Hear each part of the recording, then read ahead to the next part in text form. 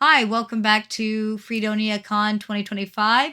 And we have our next person, Brad Decker, who happens to be the line developer for 1879 and is going to tell us all about trains. Take it away, Brad. Alrighty, so I actually have visual demonstration. I'm going to pull for us here on the in the video once I can get the stream pulled up. So now this is a game that I play on a regular basis. I'm not pulling this up to actually play the game while we're talking, but more just as a demonstration, so we can actually talk about stuff and have a visual reference for things while we're in here. So let me know once that's loaded for everybody. I can see it. All right, perfect. So this is Railroads Online. This is all American narrow gauge engines, but it's a very good representation of a lot of variety of different locomotives. Mostly for really for steam. I'm not as much of a diesel fanatic as a lot of other train people are, but so I figured this would be a good one. So we could take a look at some engines, and I could talk about the different parts. And I can always show pictures and slideshows and that sort of thing, but actually being able to walk around and point at different things, it's a lot more immersive, and it allows people to actually ask questions, get a better look at things as we're looking at it. So we could pick out a locomotive. People, let me know which one looks interesting to you here. We got I haven't bought every loco in the game, but I've got most of them here. Now if I pick one, it'll be empty.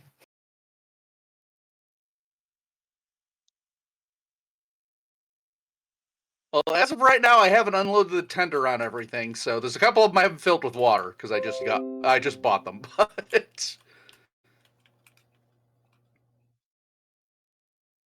point one out, or here I can, if I'm moving around too much, I can stop and you can see what looks interesting to you.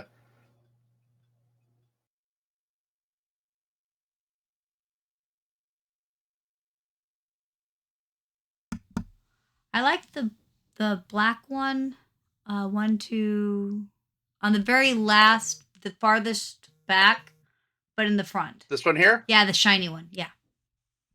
Okay. What's that one? So yeah, this is one of the larger games, or larger locomotives in the game. So here, I'm going to re-rail it on the track so you can actually look at some of the different parts. And let me go get the tender as well.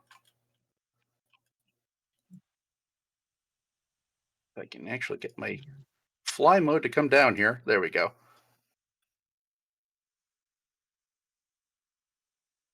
Yeah, flip that around. Okay. So to just kind of take a look at the different locomotive parts for everything, I'll start at the front and kind of work my way back. A lot of these would be things you could touch in when you're in a game. If you have players actually on a game where there is a steam locomotive or anything, which can happen quite frequently in 1879. This may be stuff that they'll run into. So at the front, the very front, you have the pilot, which most people would call the cow catcher, but not all of them actually are like cow catchers. It's very common in British locomotives. You wouldn't have the sort of of a plow design up front unless they were snowing, clearing snow off the rails. But you have that a lot in the Americas just because we had a lot of buffalo and other big animals running across the tracks, and you needed something to kind of take the hit for the locomotive. If that was getting in your way. Back behind the loco, or behind the pilot, you've got your unpowered the pilot wheels, you've got your driving wheels, and then you've got your trailing wheels. The wheel arrangement is how most locomotives are classed. So it was just however many wheels you had in the front, dash however many you had in the middle, dash whatever you had in the back. So this is a 484. I'm sorry, 284, 282. Oh, I'm looking at too many things here. So get 2 unpowered of the wheels of the front, 8 driving wheels in the middle, 2 unpowered trailing wheels at the back. As you move through the age of locomotives, you'll see kind of the differences that will kind of give you an idea for the class. Because it started out a lot of the times you only had like 1 or 2 powered driving wheels. that you just did not have that much driving power. As they got bigger, they would have to stretch out the driving power to be able to get more tractive force. You would have pilot wheels on the front to kind of help direct the locomotive as it's going around curves, make sure that it can handle actually moving, because if you have all your driving power and it just suddenly hits a curve, it's going to make things shake and rattle. But if you have the pilot wheels up front, it can kind of smooth some of that out. And then the trailing wheels would help balance out as the fireboxes got bigger, because as with a locomotive, you only have so much space you can go side to side on the rails. From there, your only option is to really go bigger, longer. So that says they get older, they get younger locomotives. They get bigger, more powerful. They had to have longer boilers to be able to fit enough water to generate that much steam, and you had to have a big enough firebox to generate enough heat. So you would need trailing wheels at the back to be able to help support and balance out that firebox.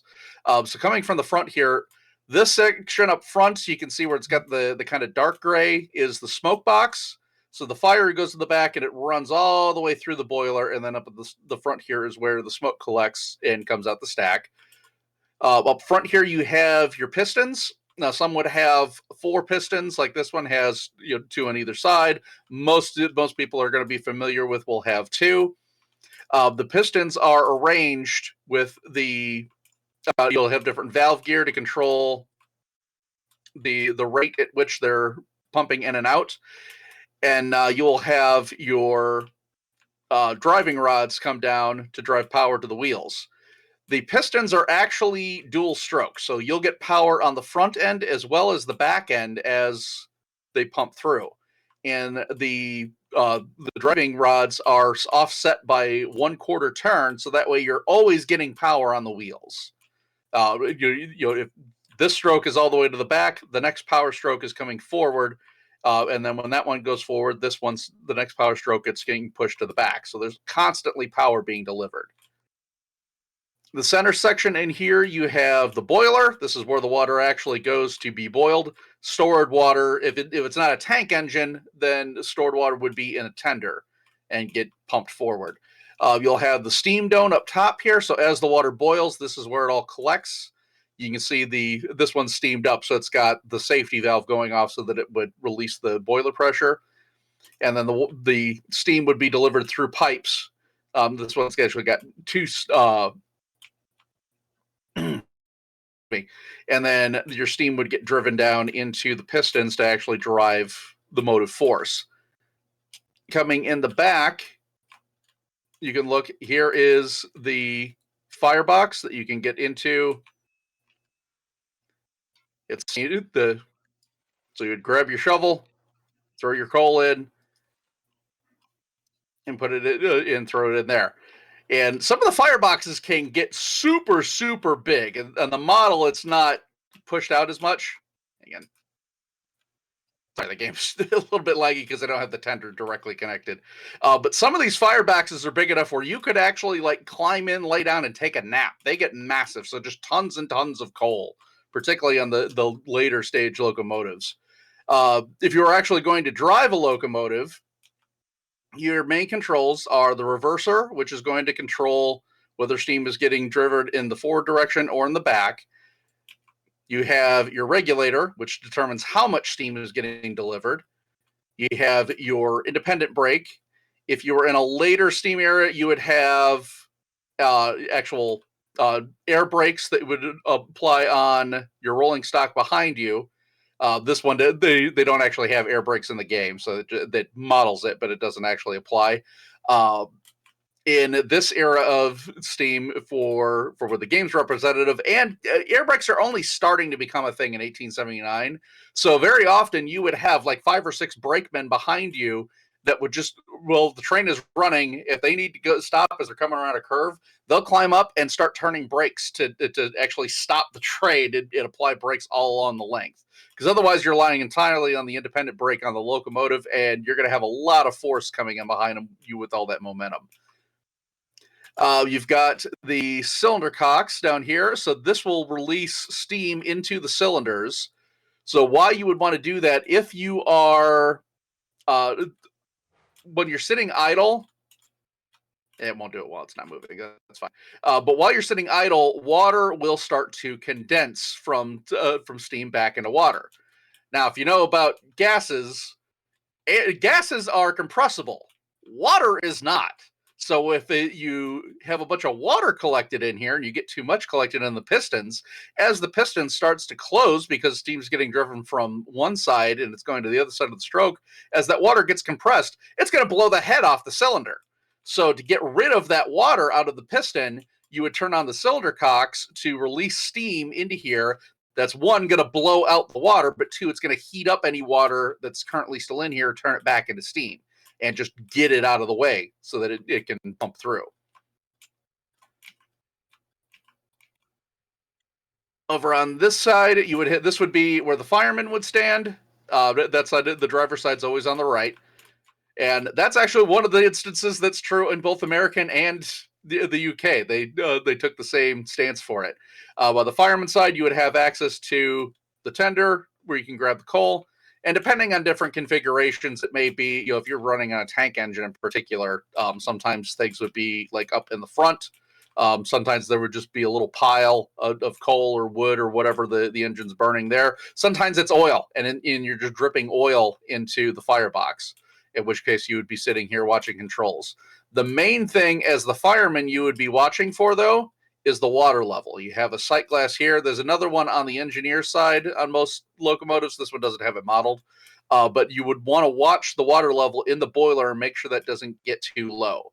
If the water level drops to a low point where it's below the crown sheet, which is where the top of the firebox goes under here, so right about the middle of the boiler, if it drops below there and the crown sheet's exposed, that fire is super, super hot. It's going to melt that crown sheet very quickly if there's no water on top of it. It's not going to be able to sustain that.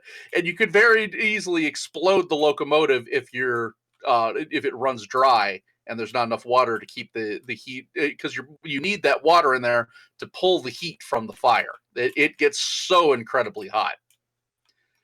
For your other controls, you'll have the hand valve there. That's just for controlling the dynamo. This one has an electric light.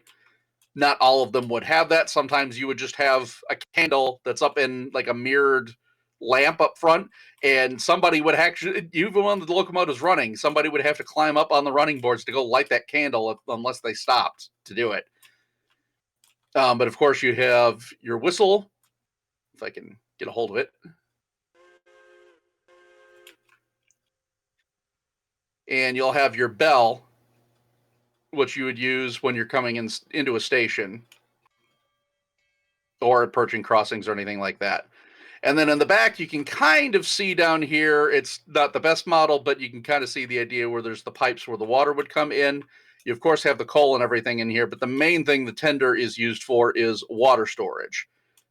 And that's honestly, the water is the most important to be able to actually generate the steam. And there's a ton of different tender designs. And I could go on for hours about each of these aspects individually, but just to kind of give that example of things and how it would look. So when if you're running a game, as your players are approaching, they could be trying to climb over different designs of a tender to try and get up here. This coal is going to shift. It's basically a bunch of rocks. So they would have to get through that. And then you'd have your engineer and fireman up here on the foot plate. And there's not a lot of space. Now, bear in mind, like I said, this is narrow gauge rather than the full standard gauge would be a little bit wider. But there's still not that much room. There's only room for about 2 people on here, and it can get kind of cozy. And I have talked for a little bit, so I'll pause a moment if anybody has questions on things. If you don't stop me, I can just keep going on about other stuff.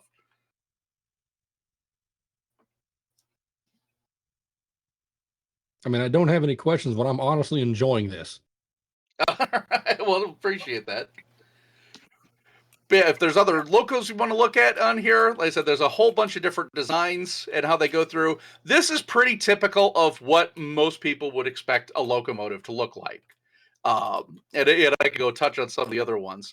I will point out, let me re-rail this one back over here. Let's find an open spot.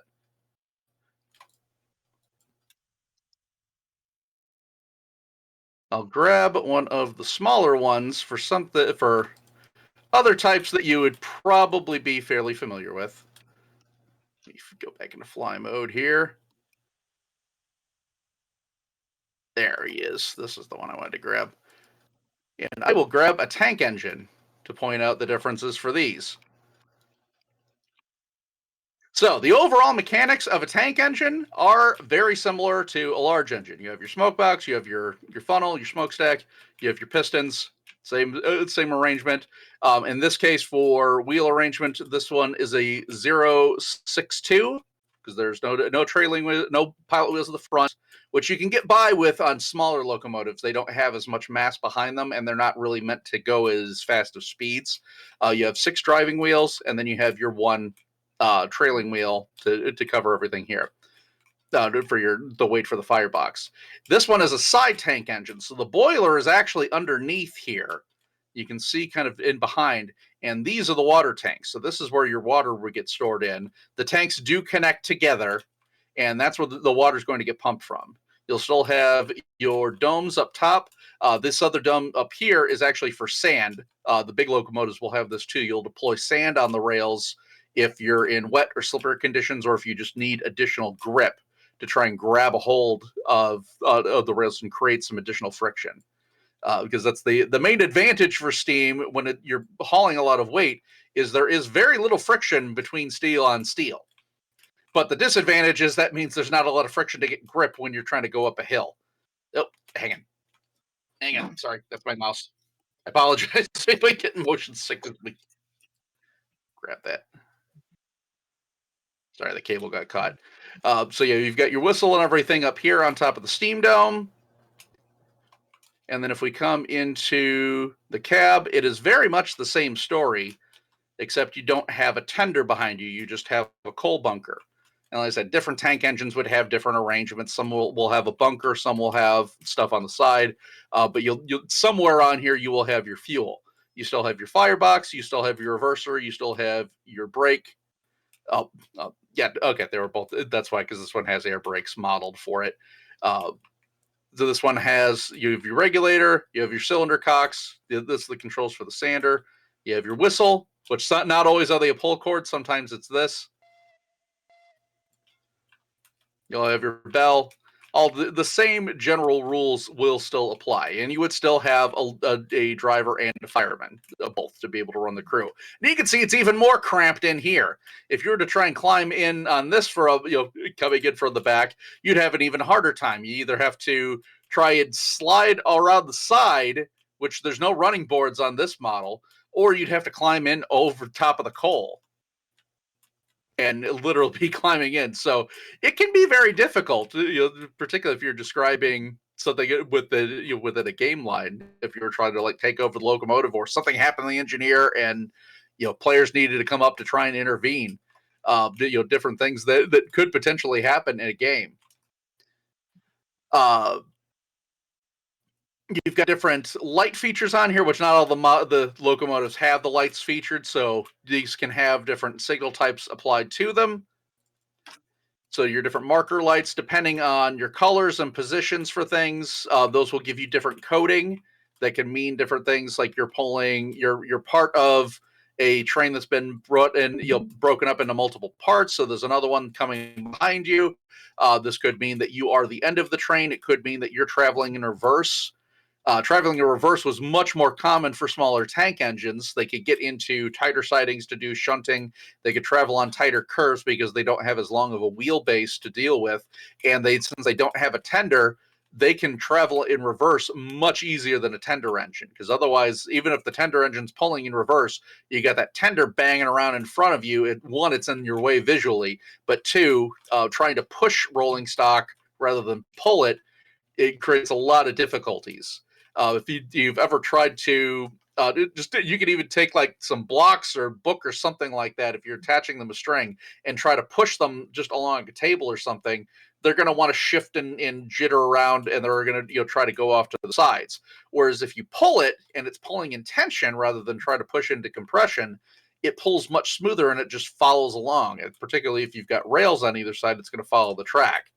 Now, you can still push because the rails will keep the rolling stock in line, but you're fighting all that friction of the rolling stock wanting to jitter either way back and forth. Whereas when you're pulling it, it just tends to follow along behind you. So if you're pushing a tender, it's going to bang around and just basically be in the way as you're trying to move. And I'll pause with the tank engine if people have other questions or anything else for there. Any other pieces you want to look at? Anything else we want to talk about here?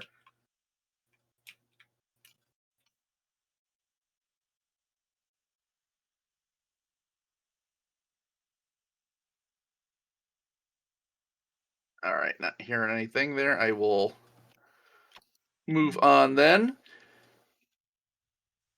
So now again, these are all American locomotives, but probably the most common you would be dealing with for the era in 1879 would be something like this. Let me get it moved over here. Let's get a tender as well.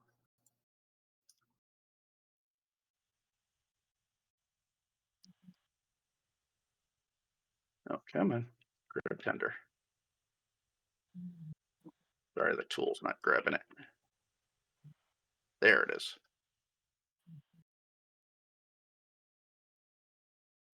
Flip it around. There we go. So this is the Eureka. This is a 440 locomotive, so 4 pilot wheels in the front, 4 driving wheels in the back, nothing trailing. This is pretty typical of what you would see around the 1879 era. You can see how big the firebox is here in between the wheels, where everything's stretched out. But it's still, by comparison, it's nowhere near as big because remember, it's going to cut off right about here in the cab. So there's a lot of weight there, but nowhere near as big as some of the other locomotives because it doesn't have anywhere near as large of a boiler. These were express locomotives. This is what you would very commonly see pulling your passenger expresses going across the plains. You would generally want to have a tender in the U.S. in particular, just because you need to be able to haul water back and forth. You would sometimes see tank engines pulling small local trains and that sort of thing, but generally you want a tender so you don't have to stop anywhere near as often. For most locomotives, you could generally average around 100 to 150 miles before you would need to stop for water. And you would usually need to stop for water before you need to stop for fuel. But yeah, these type of express locomotives, this would be very common for what you would see, particularly in the U.S. With the way 1879 has been written, we've jumped ahead a little bit on some of the eras of steam, so you tend to see a little bit bigger locomotives a little bit sooner. But it gives you a good mix of just different things that you can see all throughout the age of steam as we're plowing through it. But again, same general configuration. You've got your pilot up front, pilot wheels, smoke box, funnel, and then same controls all the way in the back as I go through. You'd also have, because these were express engines rather than big freight engines, they tended to do a lot more ornate and decorative stuff. You can see all the brass and the shininess, the paint job, all the different filigree and everything in here. This was done a lot more with passenger and express locomotives, and just really in this era of steam, they would decorate these machines, because you'd want something fancy that's going to catch people's eye. As you get into later ages of steam, sorry, my mouse is having a problem here. As you would get into later ages of steam, the styles with things would start to change a little bit more. Particularly, you would start to see things like more Art Deco style and streamlined locomotives. And a lot of those kind of influenced each other, where rather than having all of the parts exposed, you'd have the streamlining. One, it helps with the aerodynamics of the engine, but it was also a little bit ornamental because you would have all of these flowing curves and things. So rather than seeing all of these parts exposed, they're all covered over, and it's kind of like the silver bullet, like you'd see the New York Hudsons. If you ever look at any of those were very, very famous examples of streamlined engines. In Britain, you'd have like the A4s. where they're more of a triangular aerodynamic design, but they were specifically designed. So basically, in any of the aerodynamic streamlining, it would be a secondary metal casing that goes around all these curves and everything, because you'd still have to have all these functional parts for the locomotive to actually work. But you would put a protective casing around it, and you'd essentially have kind of a hollow space in between. So like there would be another casing that would go down over top of this that you would open and then be able to get into the smoke box if you ever had to do maintenance, clear out the tubes, anything like that.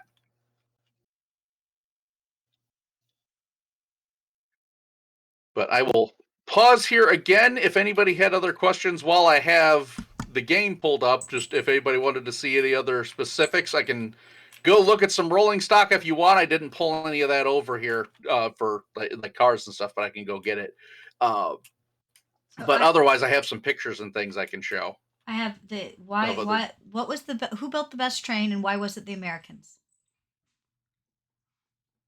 Well, it depends on what you're doing and who you're talking to, and that was part of the thing with the Age of Steam.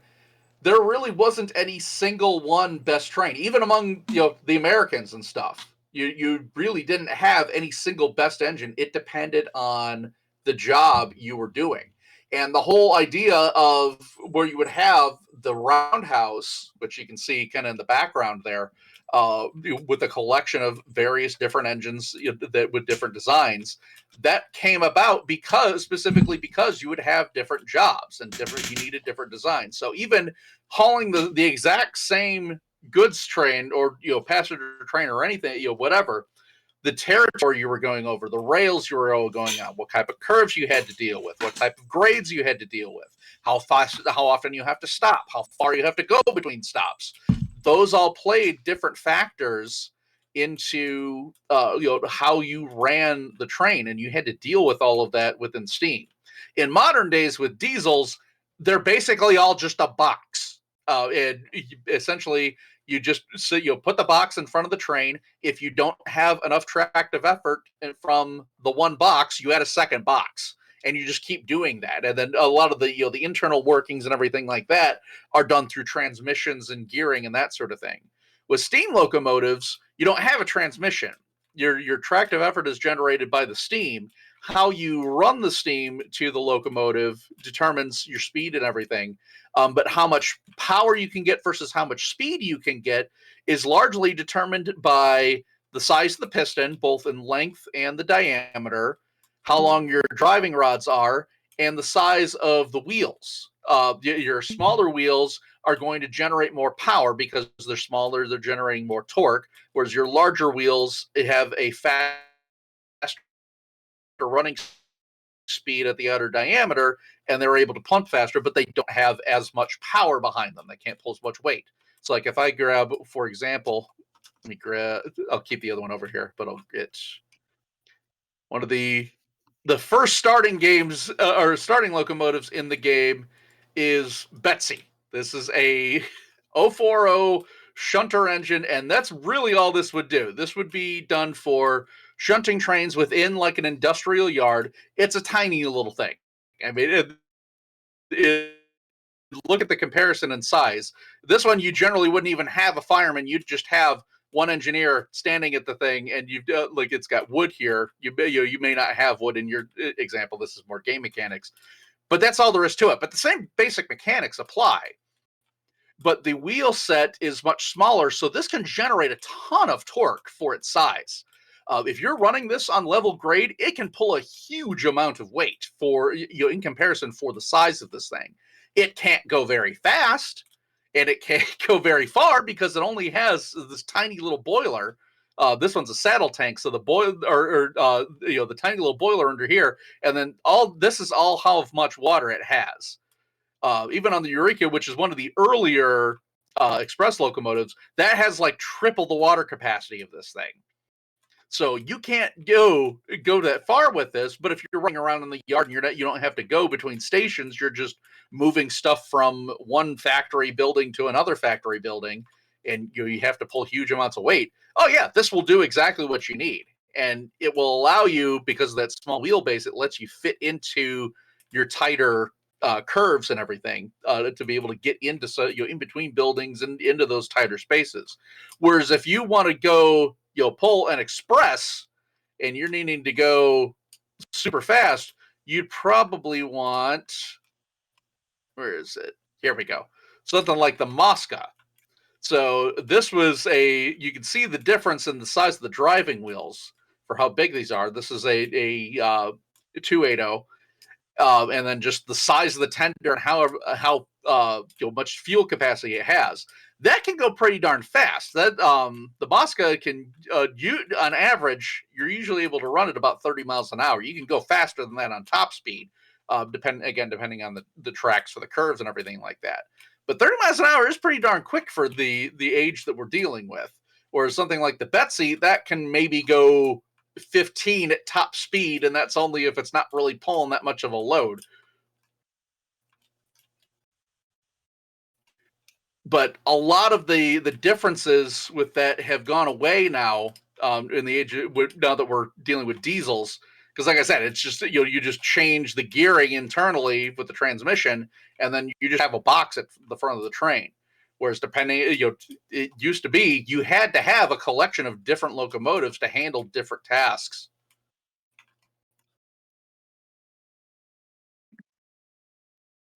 I'll back up here. One of the other ones I wanted to touch on, and I won't bother re-railing it, I'll just take a look because it's right up front. There were also geared locomotives. And these were an interesting beast. There's several different varieties of them. But the idea here is rather than having the pistons directly driving the wheels, they would have gear ratios set up, and you can see the piston or the drive shaft going in here, and it connects to the gears to the locomotive. So this allows the locomotive to have all of its wheels providing power. There are no pilot, unpowered pilot wheels. These are all powered. So it can generate a huge amount of torque. And the gearing ratio allows it to change that torque ratio and really amp up the power. So this piston could be pumping, a mile a minute, but the locomotive won't be going that fast. Most of the geared locomotives would probably have a top speed of like 12 to 15 miles an hour, but they could haul mountains up mountains. They were just massively powerful in how much they could deliver. They were generally used frequently for mines and for logging railroads, because they would have to deal with very tight terrain.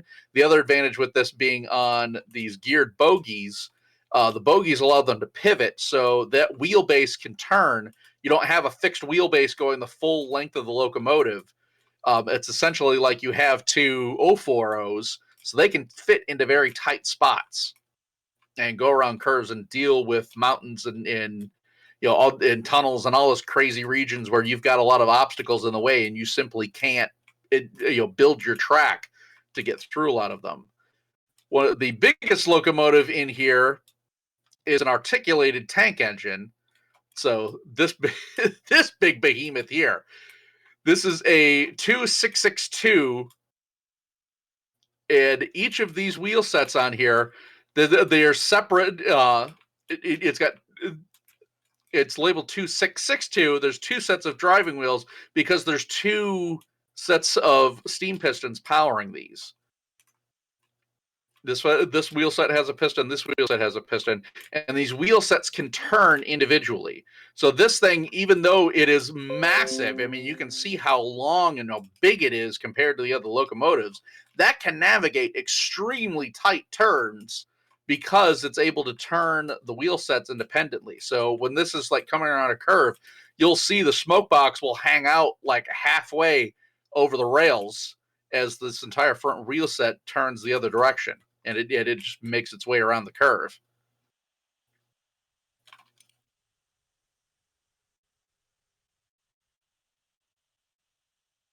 And again, I'll pause if we got more questions. By all means, stop me if I'm going too fast or there's something you want to see in more detail if you got other questions. I know that during the Wild West, the train tracks were not the same. They didn't have a universal width. Do you know when the universal width hit? So there were standardized sets to them, but there were different sets depending on the situation. So like I mentioned at the start, these are narrow gauge. The gauge of the track is just the distance between one rail to the other. In this case, these are all 3-foot narrow gauge. The gauge of your rails is going to determine most of the factors for your railway. It's going to determine how expensive it is to build, how tight of curves you can deal with, and how big your trains and your rolling stock can be to run on here.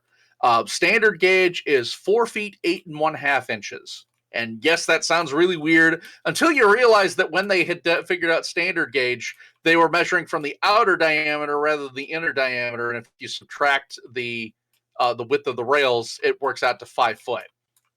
Uh, the there is the long held story about it, which it isn't the actual reason for it, but it's fun to think about. They estimate that the width of the rails was about the distance between the width of 2 horses walking side by side traveling down the old Roman trails.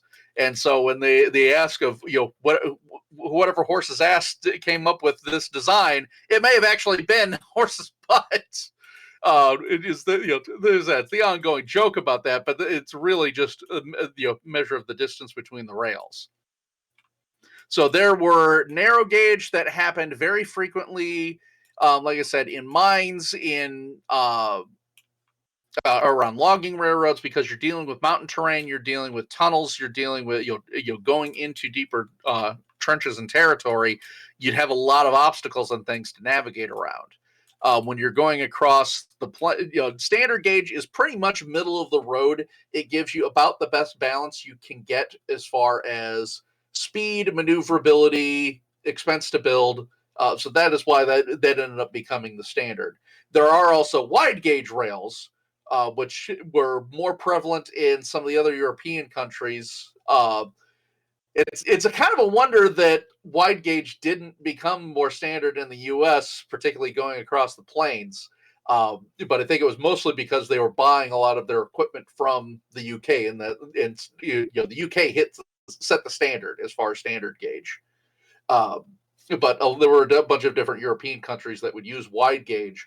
Wide gauge will allow you to have much larger trains, much larger rolling stock, and carry a lot heavier goods, but you need a ton more space to make a turn because of how much wider the rails are apart. So you've got to compensate for that as you're going around curves.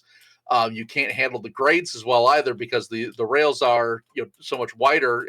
You need to have more stability underneath them for your groundwork, for your bridges, for anything else like that. So if you've got a nice wide, large expanse of flat terrain, that'll be perfect. So you can pull heavy stuff at high speeds. But as soon as you need to start going around curves or have to deal with bridges or anything like that, it gets much more expensive much more quickly.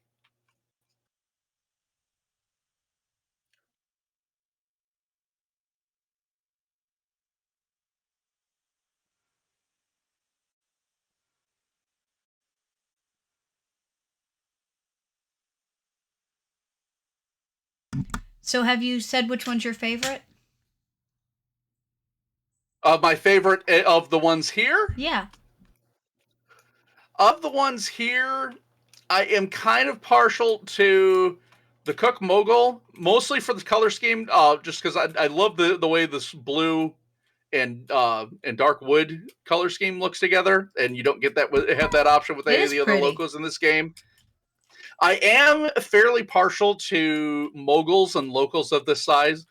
Mogul, by the way, almost every wheel arrangement has some sort of a name tied to it. So the 260 is called a mogul.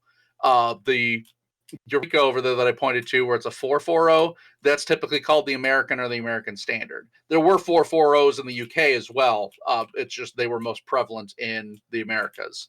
Uh, the Mosca over here is why am I blanking on it? A 280.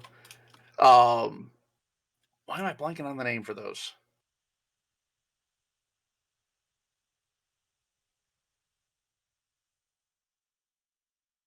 Wait, hang on. I gotta double check myself now because now I'm blanking.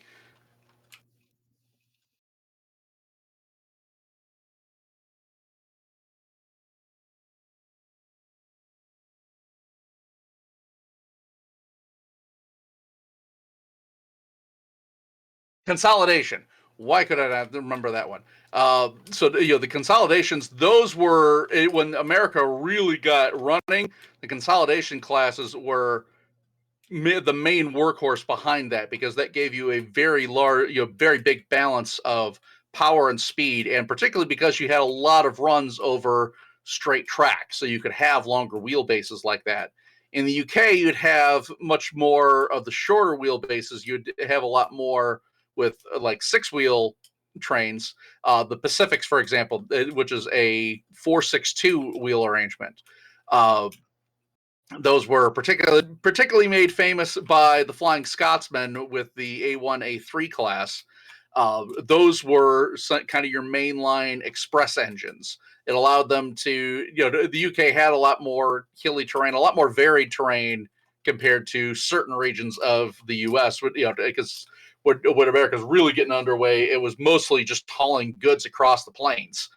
So you just had a lot of straight track to be able to go through. But dealing with the UK, you had a lot older tracks because they had locomotives for a lot longer, and you had a lot more varied terrain where you'd have grades and curves and towns to deal with. So you had to be able to navigate things a little bit further. So a shorter wheelbase, but with large wheels and with a large loco, would still allow you to navigate with speed. So how do we But, blow one up and knock it off the track? So it's actually very difficult to knock a I know, you locomotive said off the something track. about that, and I think you even posted an article, and I was sad.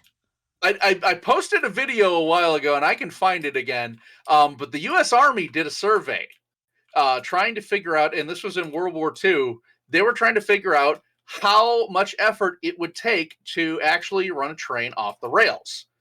Because if they needed to sabotage railways and they needed to actually prevent sabotage.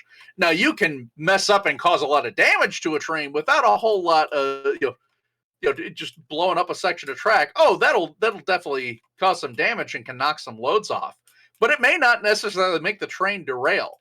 They ended up having to take out, I think, like a 30-foot long section before the train would finally actually derail. But and even then, it didn't derail entirely. It was just one of the wheel sets got knocked off, but the actual train stayed on track. But if you were to try and knock a train off of the rails is exceedingly difficult. There's particularly when it's in motion, there's a lot of weight behind here. Not only just the locomotives themselves weigh tons, but not only from the steel, but from all the water, from the coal, everything else that they carry on them. And then you've got tons and tons and tons of weight behind you with all the different rolling stock. But if you're carrying steel, you're carrying logs, just the weight of the cars themselves. There's a ton of weight, and once it gets moving, and in moving in a particular direction, it really doesn't want to stop and it doesn't want to deviate. So it's a lot to contend with there. Actually relying and knowing how to handle the momentum of a train being pulled behind you is a large part of what goes into driving a train successfully. And that was why they would have to have skilled brakemen and communications on the lines, particularly when you didn't have air brakes on the locomotives before that era, because you'd have to have somebody that's actually able to stop. Because if you're trying to stop the train and you got 10,000 tons of weight behind you, that's a lot of weight being pushed on this tiny little locomotive to try and hold off.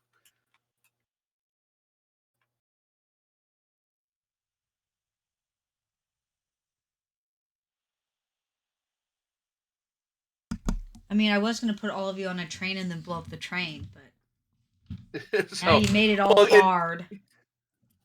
Well, and as far as blowing up a locomotive, now actually causing one to explode, like I said, if the boiler runs dry, you run low on the crown sheet. What steam is contained inside of here, like I said, you need the water to pull the heat off of the crown sheet and create steam. But if there's not enough water there and that boiler starts to run dry, what water is in there is going to convert to steam very fast. When it converts super fast, it's going to expand really quickly, and it's a contained pressure vessel. It's going to exceed the safety limits of the safety valve, and it's going to explode.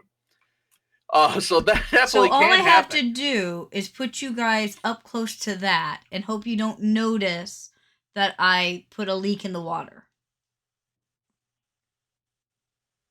Oh, well, a leaky boiler, now that will be Because then it won't have enough spouting water, out right? jets and jets and jets of steam.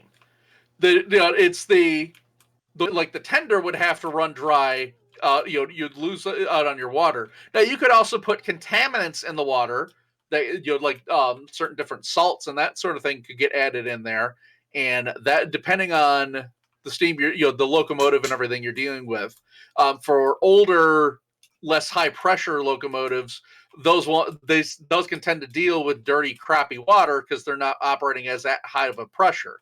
But if you're getting in a locomotive that's more modern, is operating at like 200 or more psi or something that's superheated, throwing different types of salts and everything changes the water chemistry, and that's going to change how that water generates into steam. So you can absolutely make it explode from there. As far as things other than just making the boiler explode, I mean, conventional explosives that will, if you can crack the boiler sheathing, that will, even a smaller explosion, but if it cracks that, it's going to spout jets of steam because this is containing a ton of pressure and it's all superheated water.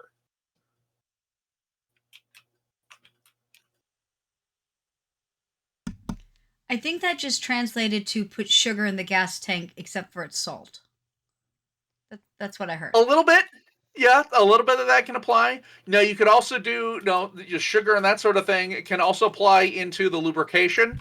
Locomotives need it's all moving parts. They require a ton of lubrication. So the same effects that will affect lubrication on a gas engine when you put sugar in the oils and everything, that's going to affect this as well. It will it's going to gum up those parts. It can grind things down to a halt, and it can eventually cause it to seize if there's too much contamination inside of there.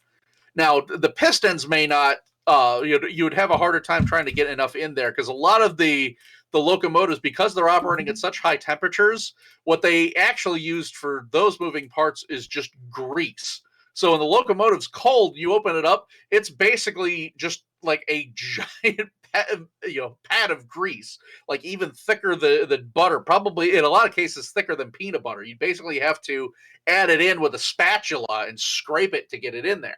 And then as the locomotive gets super hot, then it starts to become liquid and it actually can liquefy and go into the parts. Particularly with you have like the cylinder cocks pumping in because where that's going to pump into the pistons to clear out the water. They just run that right through the grease, and so that it's lubricating the pistons at the same time.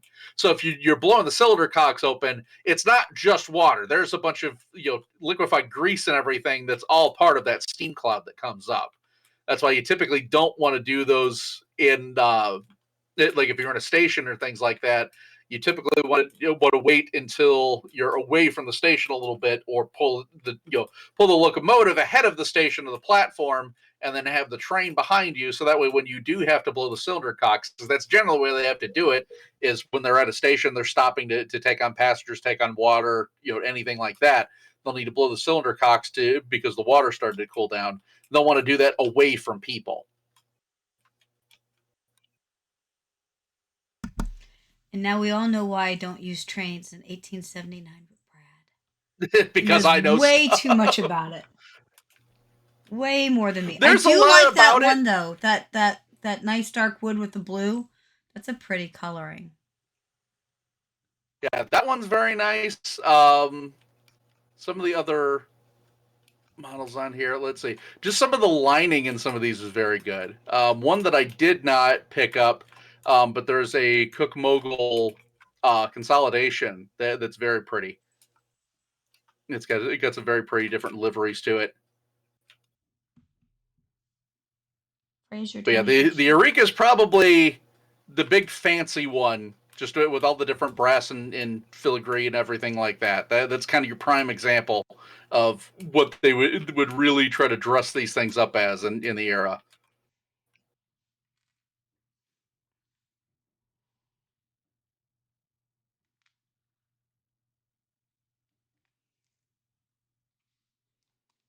But as far as other ways, if because I know Andy always wants to figure out ways to sabotage a train, you could, if you can sneak into it, replace the sand with graphite, because graphite is a powdered lubricant. So when you're applying sand to the rails to try and get more grip, if you had a lubricant on there, like if you're going around a curve or trying to climb up a hill or something like that, and the rails are now suddenly slippery, that will cause all kinds of havoc. Particularly if it's around a curve, you hit the curve at speed. Oh, you're going to crash the train very easily there, because then it'll actually it's going to lose its grip on the rails and actually pop off. Oh, so that's how we do it. I gotcha. You could do things like that.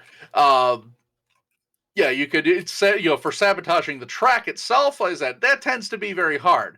Widening the track so that you're slipping in between, or tightening the track so that it binds, you could theoretically do if you had sufficient strength. But remember, this is all steel, and the steel has been pressured and hardened, as not only from the treatment from the factory, but from the weight of all the trains going over top of it. So it's very hard to move those rails.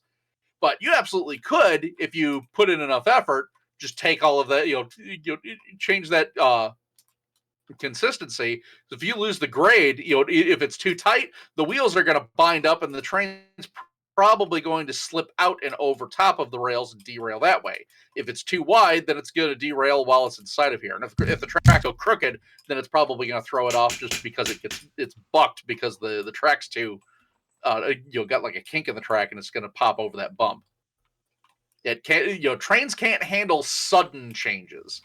Very, slow, gradual stuff, they can deal with a lot of that. Even grades, the more you can reduce the suddenness of it, they can handle that much better. But you try to put in a very, very quick, rapid change, stuff doesn't change fast on a train. There's too much weight, there's too much momentum, there's too much energy. You have to be able to expend that energy and apply it safely. All right. Does anybody else have any great questions about how to derail trains? No, I'm kidding. You can ask about anything. Derailing trains, running trains, Right. using them in the game. Railing trains and running cover all trains. kinds Those of are stuff. separate things. It's like a running train. Well, Just not like a if you were broken trying train. to run a train legitimately, like actually trying to run a train, or railroad operations, versus derailing the train where you're trying to disrupt those operations. There are also, I did buy the hand car as well, just to have that. This is probably this is a Sheffield type hand car, and it's probably the most famous type that they'll be out there. But I had a whole section in the Ford Alice book talking about different types of motive power. Just generally, I called them draisines because there's so many different terms for the darn things. Okay, I've always wondered, for the most part, what were those used for? Mostly for maintenance, and while the rails are getting constructed, you would also use this to inspect the track. So in particular, inspecting the gauge. So when you've laid new track, you're going to run this over the track, because this is set to the same gauge as the locomotive. If this derails, all it takes is a couple of strong guys to go and lift it. If that derails, it takes a crane. So if your rails are out of gauge, this will tell you, and then you can fix that much faster. That seems smart. I like it. But you'd also just carry crews, so they could move back and forth on the rails, because generally you would have like your base camp, and then you go out to get to the actual work site. They're not going to move the site every single day. That wastes a bunch of time. So you leave the site where you're at, and then everybody jumps on a couple of hand cars. They may have other little rolling stock that attaches to this, just little carts. that they can pull behind, and that can pull tools and hand supplies and that sort of thing. If you had really heavy loads, you'd go ahead and use a locomotive, but you're building a transportation network. You can just use hand cars to be able to navigate that. This is really And cool. nowadays, you get a bunch of people who will build their own little powered, like sometimes they'll use like little gas engines or electric engines or something like that. And if they find old abandoned railways, which there are several of out there, they'll go use those and go explore areas that you wouldn't be able to reach otherwise. That's kind of a cool idea. I may have missed it on those hand carts. Do you know which way you're going? So it's just a matter of the way the mechanism works on here as you're pumping. And I can't do it manually because the game just determines forward or backwards. But once you can see on the gear here. So depending on where your driving force is in this position, if I was to push down, that would turn the wheel this way and push me that direction. If I was to pull up, it would pull this way and determine the direction that way. But basically, it's just a matter of once you've started moving, you just keep moving it up and down, and then that just keeps you going. But there are different types of hand carts and draisines and things like that. Another one that was a very common one was more almost like a bicycle type of design. So it would be, they were generally three-wheeled. You'd have two wheels on one rail and then kind of an outrigger and one wheel on the other. But rather than having pedals, although you could do it with pedals if you wanted to, but to be able to get most of the torque, you would actually do a whole body thing. So you kind of would do almost like a rowing machine. And then as you lifted the cart rail up, it would push a lever that would start turning the wheels, and then you pull it down, and it does the power stroke in the other direction. And you would just keep doing that back and forth. And then to brake on that, you would basically just stiffen your body to lock the wheels in place. I have more examples of those, but I have them in the Fort Alice book. I do have pictures of these sort of thing, but I think I'm running short of time to be able to pull some of those out. But I am more than willing to throw these out if there's other questions or anything else like that come up. We have the actual under the 1879 stuff. We have the steam powered chat robe. That's kind of where I set this up, is to put all these sort of things in there. So if you have questions on mechanics of railroads and how everything gets set up, or not diagnostics, logistics when you're running a railroad and how they would apply to a game, post them in there. And I can post pictures, examples, and just other generally neat stuff that I find that just relating to steam power. Thank you, Brad. As always, we get to learn about trains. And apparently you put a lot of time in this game. That's what I'm saying.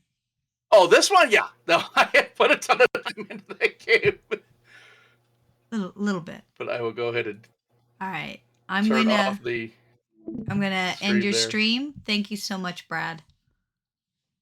As always, I learned that I don't get to derail the train as easy as I wanted. But that's all right.